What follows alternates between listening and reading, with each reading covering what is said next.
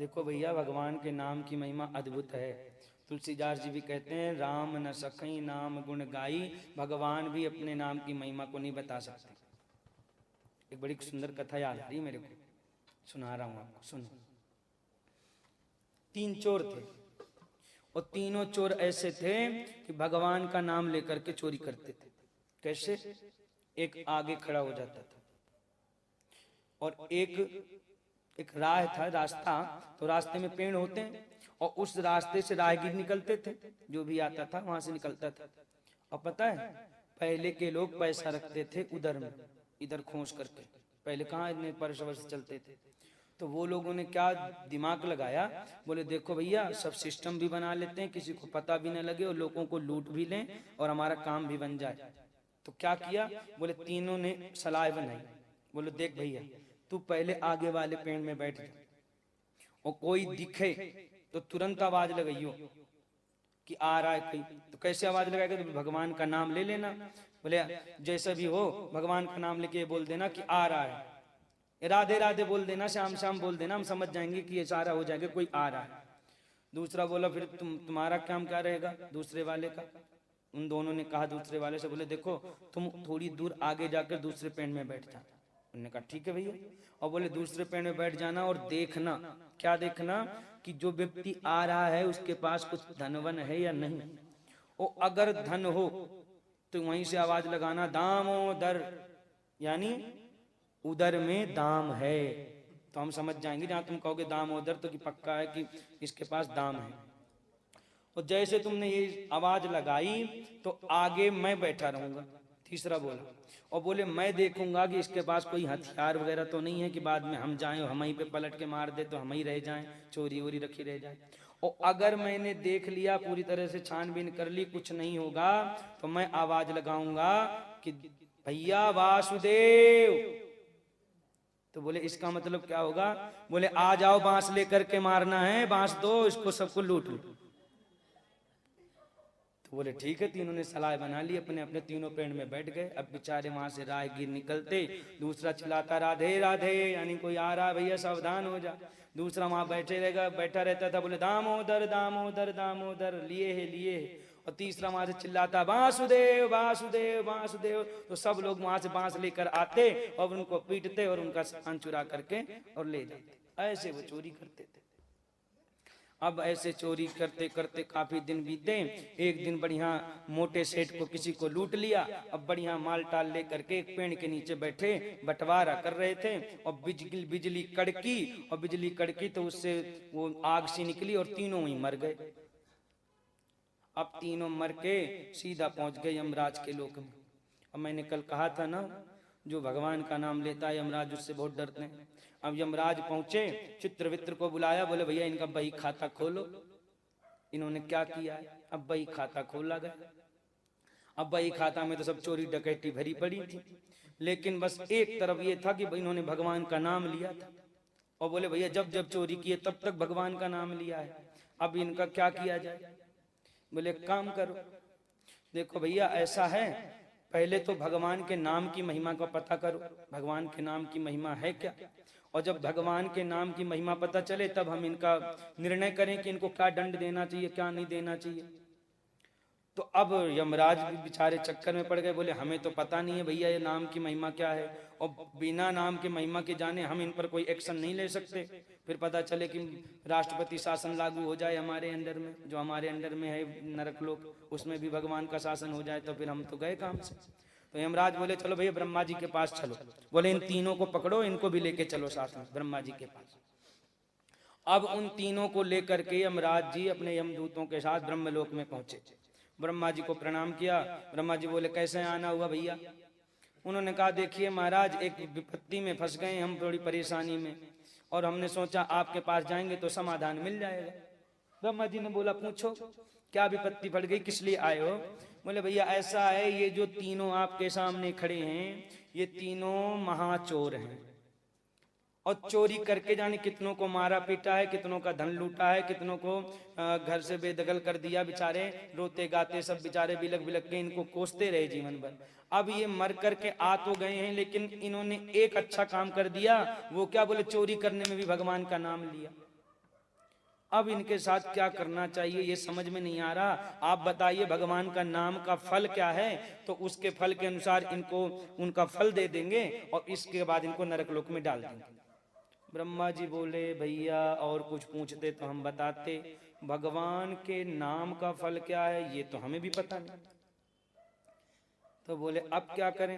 बोले ऐसा करो, ब्रह्मा जी बोले मेरे साथ चलो, शिव जी के पास चलते हैं, वो बताएंगे, क्योंकि वो हमेशा भगवान का नाम जपते रहते हैं। एक दिन हमने कहा था ना, श्याम कृष्ण नाम का प्याला पिएगा कोई दिल वाला, तो भोले बाबा भी पीते हैं मस्ती में, बढ़िया ध्यान लगाकर भगवान कृष्ण का ही तो, नारायण का ही तो ध्यान करते हैं। तो ब्रह्मा जी और भैया यमराज जी और उनको लेकर के पहुंच गए भोले बाबा के पास। भोले बाबा के यहाँ पहुंचे, जय हो भोलेनाथ हर हर महादेव करते हुए जयकारा लगाते हुए यमराज जी पहुंच गए। अब भोले बाबा जो समाधि में थे, जैसे ही जयकारा का आवाज सुना तो इनकी समाधि खुली।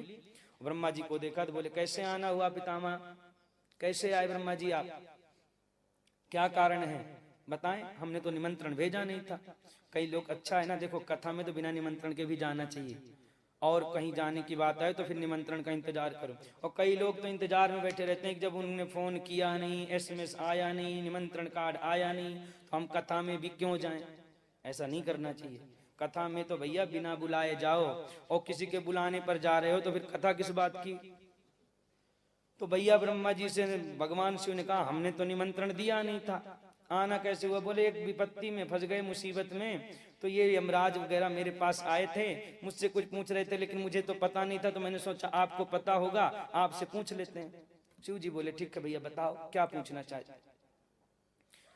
तब ब्रह्मा जी ने कहा कि देखो ये जो तीनों आपके सामने खड़े हैं ये बहुत बड़े महाचोर हैं, लेकिन उन्होंने चोरी करते करते भगवान का नाम लिया है। अब यमराज जी संकट में फंसे हैं कि प्रधानमंत्री शासन न लागू हो जाए मेरे यहाँ, तो भैया निर्णय जो भी हो तो साफ साफ हो, अच्छा से हो।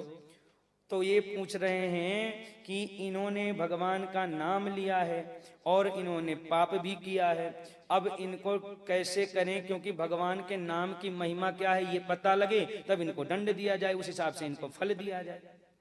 शिव जी बोले देखो भैया, हम तो समाधि में बहुत वर्षों से भगवान का नाम लेते हैं, जपते हैं, लेकिन ये पता नहीं है कि उसके नाम का फल क्या है। शिव जी भी चक्कर में फंस गए, अब क्या किया जाए। ब्रह्मा जी बोले अब क्या करें, आप ही बताइए। शिव जी बोले देखो भैया, जिसका नाम है उसी के पास चल के पूछ लेते हैं, वो खुद बताएगा कि मेरे नाम का फल ये है। तो ब्रह्मा जी भी साथ में हो लिए, शिव जी भी साथ में हो लिए, यमराज जी भी साथ में हो लिए, और तीनों वो चोर भी साथ में हो लिए, और पहुंच गए भगवान के वैकुंठ लोक धाम। अब भगवान तो शेष सैया में लेटे थे, लक्ष्मी जी चरण दबा रही थी। तो जा करके भोले बाबा ने हरे हरे कृष्णा हरे राम का नारा लगाया, और उधर ब्रह्मा जी ने भी कहा जय हो नारायण, हम आपकी शरण में आए हैं, कुछ कार्य है जग जाइए। नारायण ने अपने नेत्र खोले, ब्रह्मा जी को शिव जी को देखा, प्रणाम किया। क्यों? सेवक स्वामी सखासी पिय के, तीन संबंध है ना भगवान भोलेनाथ के और नारायण के, एक दूसरे को प्रणाम करते हैं। और यही संसार में हमें भगवान सिखाते हैं। जब भगवान आपस में परस्पर एक दूसरे को इतना स्नेह, इतना प्रेम, इतना आदर सत्कार देते हैं, हमको भी संसार में रह करके एक दूसरे से ऐसा ही व्यवहार करना चाहिए। और कई लोग तो इतने वो होते हैं, बैठे रहते हैं, जब तक ये मेरे पैर नहीं छुएगा तब तक देखूंगा ही नहीं इसे, आके पैर छू पहले मेरे, बड़ा हूं तुझसे, पैर छुएगा तब देखूंगा। ऐसा नहीं होना चाहिए, नहीं छुए बेचारे ने भूल गया होगा, क्या हो सकता है। तो ऐसा व्यवहार होना चाहिए। नारायण ने जैसे प्रणाम किया भोले बाबा को, भोले बाबा ने भी प्रणाम किया, सब ने नारायण को प्रणाम किया। नारायण बोले बताएं कैसे आना हुआ, बड़े दिनों बाद दर्शन हो रहे हैं भोलेनाथ, आज हमारी याद कैसे आ गई, वैसे तो आप समाधि में ही बैठे रहते हैं, कभी ध्यान तो आती नहीं है। भोले बाबा बोले वैसे तो आपका ध्यान तो हम समाधि में करते ही करते हैं, लेकिन आज थोड़ी एक समस्या आ गई तो उसके निवारण के लिए आपके पास आए। बोले क्या समस्या आई? बोले ये जो तीनों दिख रहे हैं आपके सामने। बोले हाँ दिख तो रहे हैं। बोले ये तीनों ने पूरी जिंदगी भर लोगों को मार पीट करके, उनको धन को चुरा करके अपना बसर किया है, और आज भी यही कर रहे थे और मर गए, इनकी मृत्यु आ गई और मर करके यमलोक में आए। यमराज जी दुविधा में फंसे थे, ब्रह्मा जी के पास गए, ब्रह्मा जी मेरे पास लेकर के आए। अब मुझे भी पता नहीं था कि आपके नाम के महिमा क्या है, तो इनको मैं भी आपके पास लेके आ गया। आपका नाम लेते थे, अब आप बताओ कि आपके नाम की महिमा क्या है, उसके बाद इनका निर्णय होगा। भगवान बोले देखो भैया, हम पूरा संसार चलाते हैं, सब कुछ करते हैं, सृष्टि भी करते हैं, सृजन भी करते हैं, संहार भी करते हैं, जब कभी किसी भक्त पर विपदा आती है उसकी सहायता भी करते हैं। लेकिन देखो भैया, सब कुछ पूछ लो कहाँ कैसे क्या होता, कैसे क्या नहीं होता है, पर ये तो हमें भी पता नहीं है कि हमारे नाम की महिमा क्या है। अब तो भोले बाबा चकरा गए, बोले फिर कौन बताएगा भैया। भोले बाबा बोले देखो नारायण, कुछ न कुछ आपको सलूशन तो निकालना पड़ेगा, कुछ न कुछ उपाय तो बताना पड़ेगा, नहीं इनका निर्णय कैसे हो। तो विष्णु जी ने कहा देखो भैया, भोले बाबा जी मोटी बुद्धि के मत बनो। बोले क्यों। बोले देखो एक बात अच्छे से सोचो, मेरे नाम की महिमा पूछने मेरे पास आए, और न आपको पता, न ब्रह्मा जी को पता, न मुझे भी पता, राम न सकई नाम गुण गाई, मुझे भी पता नहीं है मेरे नाम की महिमा क्या है। लेकिन इतना तो मैं समझ गया कि मेरे नाम की इतनी महिमा तो है कि ये तीनों आकर के मेरा दर्शन कर रहे हैं, तुम्हारा दर्शन कर रहे हैं, ब्रह्मा जी का दर्शन कर रहे हैं, तीनों देवों के दर्शन कर रहे हैं, और बैठ करके हमारा तमाशा देख रहे हैं, हम लोग आपस में क्या बात कर रहे हैं। तो इससे तो दिमाग लगा लेना चाहिए कि मेरे नाम की महिमा क्या है। बोले बाबा बोले ये तो हमने सोचा ही नहीं था। बोले अब क्या, अब आ गए हैं तो इनको यहीं रहने दो, अब तुम जाओ। और भगवान ने उनको अपने वैकुंठ लोक में ही रख लिया। ऐसी भगवान की महिमा। तो राम न सखई नाम गुण गाई, भगवान राम भी अपने नाम का गुण नहीं गा सकते, अपने नाम की महिमा भगवान को भी पता नहीं।